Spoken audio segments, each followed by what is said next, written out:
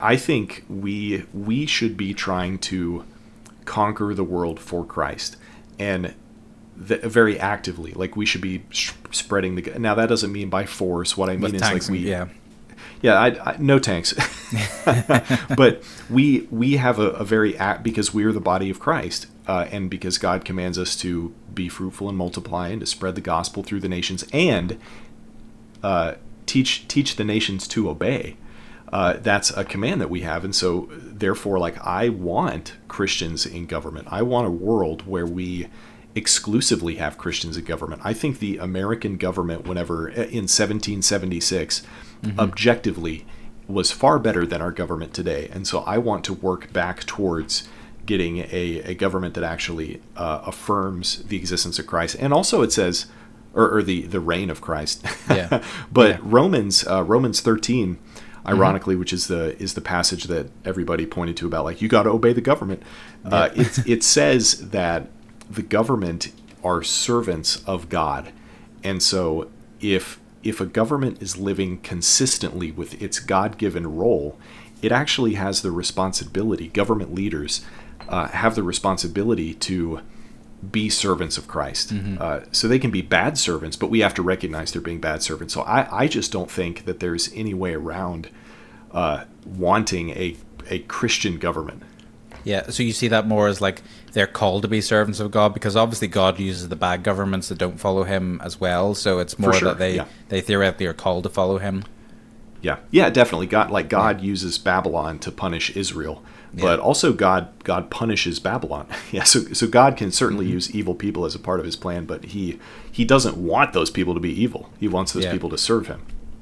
Yeah, well, I mean, I'm being British. I'm a monarchist, so I naturally have an affection for Christian government. So, I mean, even if it is nominally Christian, but anyway, that's definitely a topic for another day.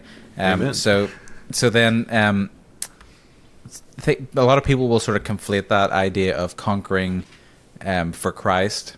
Again, not in the literal way with guns and tanks, but some people would probably file that in the category of Christian nationalism.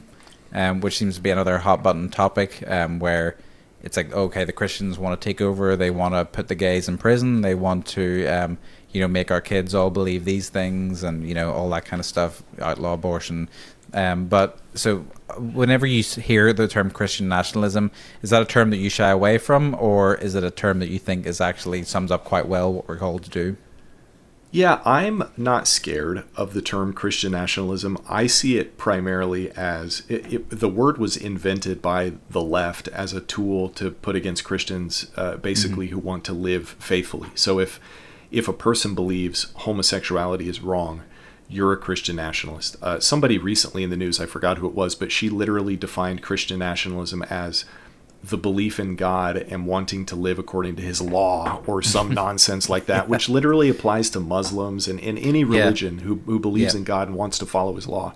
And so like Muslims are Christian nationalists evidently. And so I think the term Christian nationalism is unavoidable. And because you're going to be labeled it even if you hate the term, even if you are afraid of the term, or you hate the people who are Christian nationalists, you are one.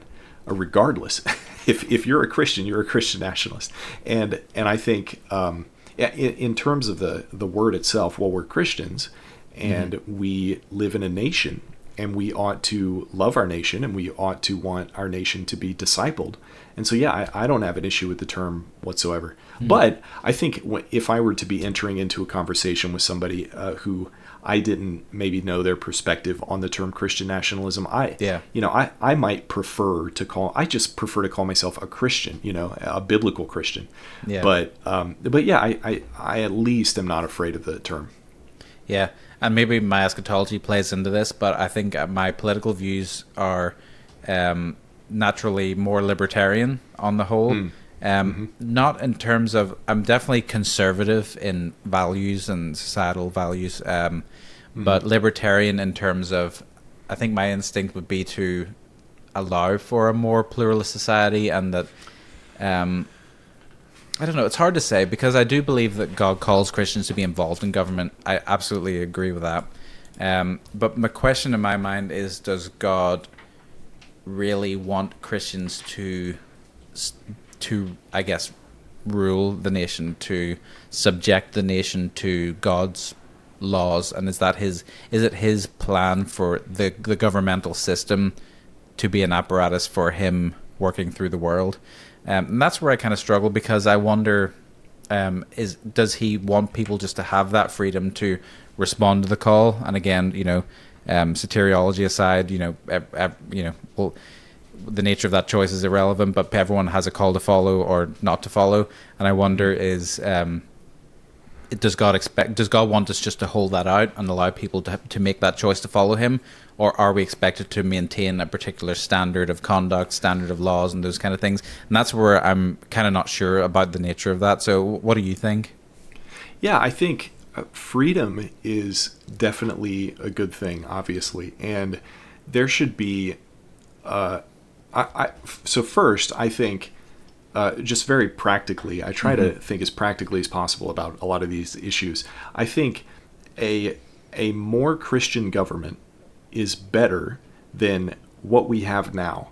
And so I think we should, all Christians should ally and work towards a Christian government, even though none of us knows exactly what that looks like.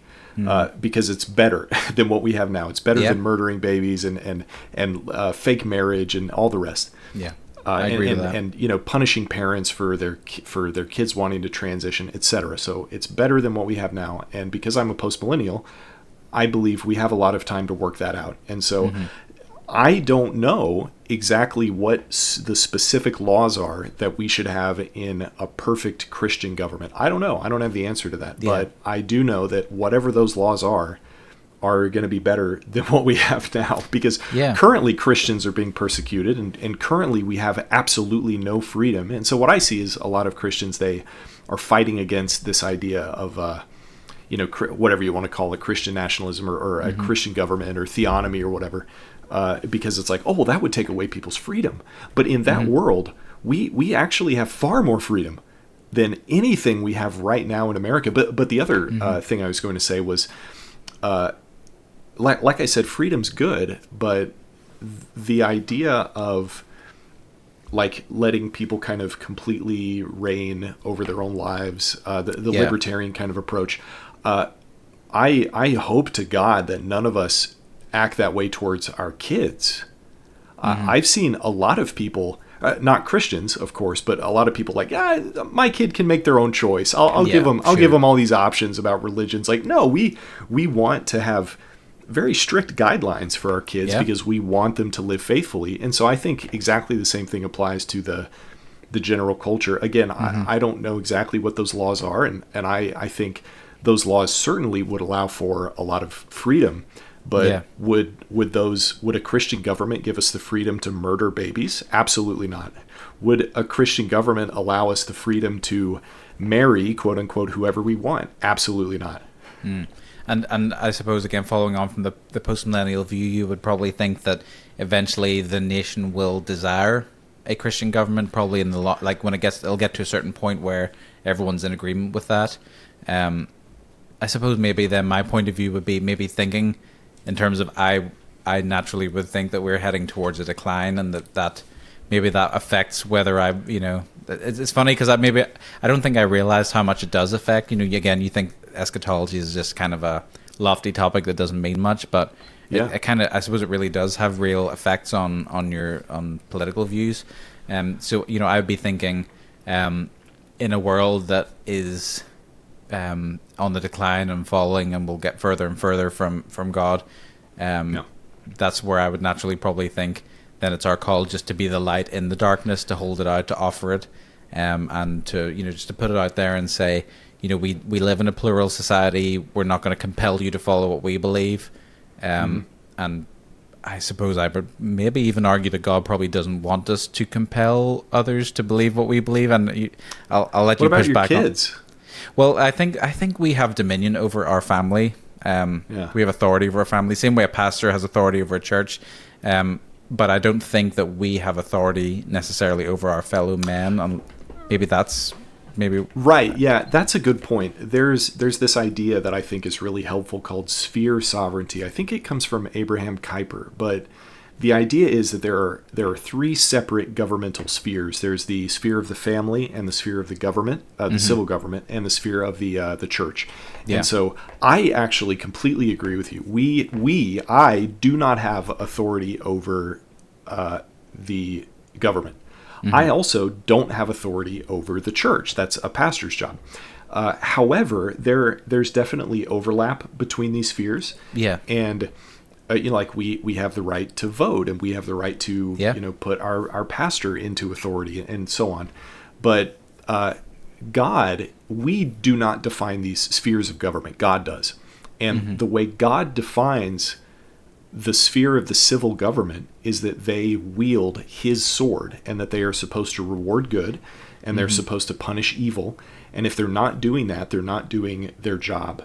And so whenever a government gives illegitimate commands, there is a doctrine that I think we have lost in our nation that has been well developed over the course of centuries, called Protestant resistance theory. Okay. And it's the idea that we have the right and the responsibility to resist tyrannical government.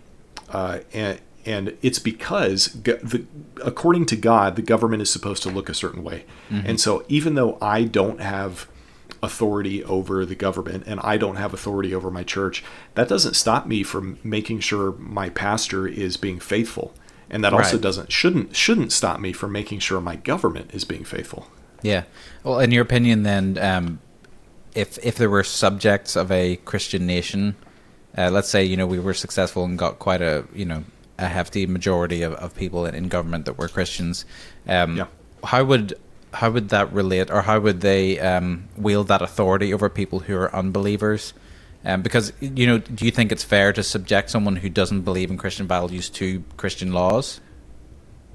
Yeah, that's a wonderful question. So first, it depends on what you mean by Christian laws, because I think any good law is a Christian law. Like the law not to murder is a good law, and it's a Christian law, and I think it is not only good, but it's necessary to compel people to follow that law, because murdering is bad, right?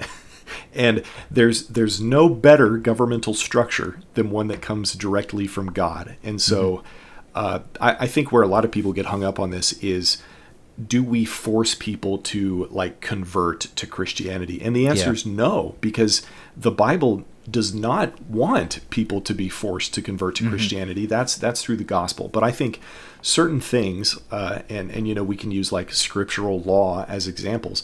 It also doesn't mean that we just take the laws straight out of the Old Testament that God meant for Israel and then pop it into America. That's not what general equity theonomy is, that I subscribe to. But it means that we take the principles that are in God's law, and that we ought to be trying to apply them in our current system. And so we should be, as Christians, we should be fighting against, in any way we can, abortion, for example. We should be trying to limit abortion because it's a good thing, and we should be compelling people to not murder their babies. Yeah.